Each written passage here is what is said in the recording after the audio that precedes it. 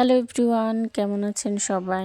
আজকে আমি আপনাদের সাথে আরও একটি রেসিপি শেয়ার করব। সেই রেসিপিটি হলো সরিষা শাকের শাক পিঠালি। শাক পিঠালি বানানোর জন্য আমি এখানে সরিষার শাকগুলো এভাবে কেটে ভালো করে ধুয়ে নিয়েছি। এবার আমি এতে লবণ দিয়ে ভালো করে চটকে মেখে নেব। শাকগুলো মাখা হয়ে গেছে। এবার আমি শাকগুলোকে হাতের সাহায্যে চেপে পানি ফেলে দিয়ে ঝরঝরে করে আলাদা একটা বাটিতে উঠিয়ে নেব।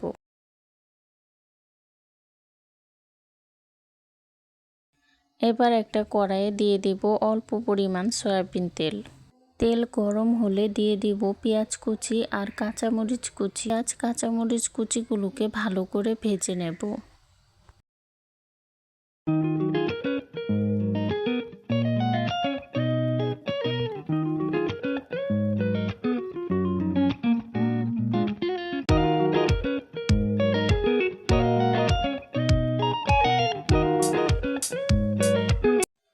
পেঁয়াজ কাঁচামরিচগুলো ভাজা হয়ে গেছে। এবার দিয়ে দেব সর্ষে শাক। এবার শাকটাকে ভালো করে ভেজে নেব।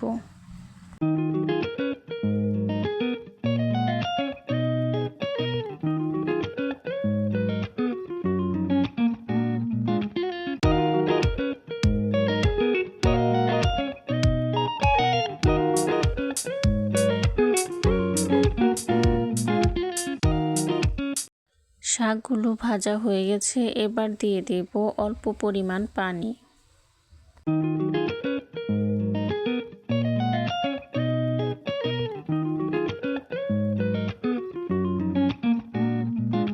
পানি সামান্য ফুটে উঠলে দিয়ে দেব হলুদ, জিরে গুঁড়ো আর লবণ।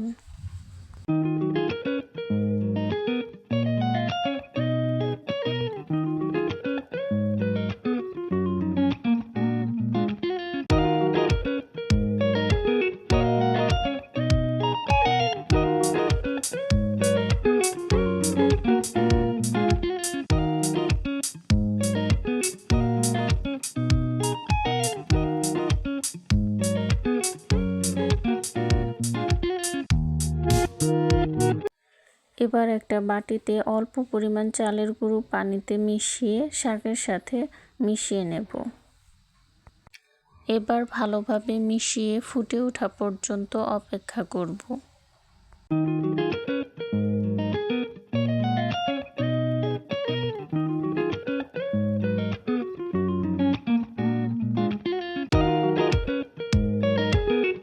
সর্ষে শাকের শাক পিঠালি কিন্তু হয়ে গেছে।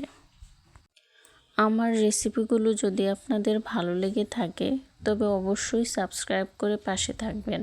সবাইকে ধন্যবাদ।